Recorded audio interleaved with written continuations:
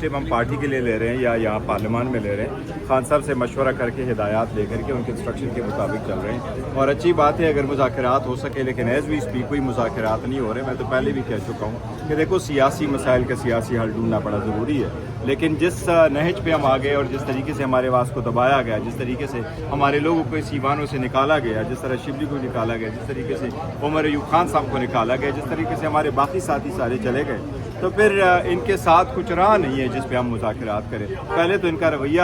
جو غیر جمہوری رویہ یہ تو ایٹ لیسٹ ختم ہو، تو پھر آگے سر کل اسد قیصر نے کہا جو مری میں میٹنگ ہوئی ہے ہم اس کو مسترد کرتے ہیں، ہم تسلسل کو مسترد کرتے ہیں۔ سر اگر وہ قانون سازی ہوئی ہے، آپ لوگوں نے اس کو تو چیلنج نہیں کیا، تو آپ اس کو کس طرح مسترد کر سکتے ہیں سر؟ جو تسلسل کی باتیں ہیں سر یار میں نے سنا نہیں سر کہ کیوں سر جو قانون سازی ہوئی ہے، جو ایکسٹینشن دی جا رہی ہے سر، اس قانون سازی کے اس قانون کو آپ چیلنج کریں گے؟ نہیں، ہم نے نہ قانون کو چیلنج کیا، نہ ہمارا چیلنج کرنے کا ارادہ ہے۔ ہمارا ایک اصولی موقف ضرور تھا، ایکسٹینشن ہونی چاہیے۔ نہیں، ہمارا ایک اصولی موقف یہ تھا کہ جو بھی ادارہ ہے اور جو بھی اس کا سربراہ ہے، دیکھو افواج پاکستان کی بڑی قربانیاں ہیں، اس ملک کو ڈیپینڈ کیا، جنگ جیتی ہے، بڑی قربانیاں ہیں، ہم ان کو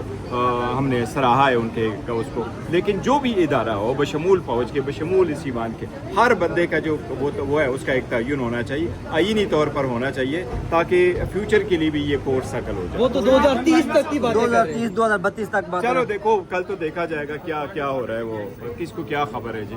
پلاننگ تو ہر بندہ کرتا ہے، لیکن دیکھو اس وقت جو حالات ہیں، میں ایک بات ضرور کہوں گا، اس وقت پنجاب میں سیریس سیلاب ہے، 38 لاکھ سے زیادہ افراد افیکٹ ہو گئے ہیں، 4000 سے زیادہ دیہات زیر آب آ گئے، گھر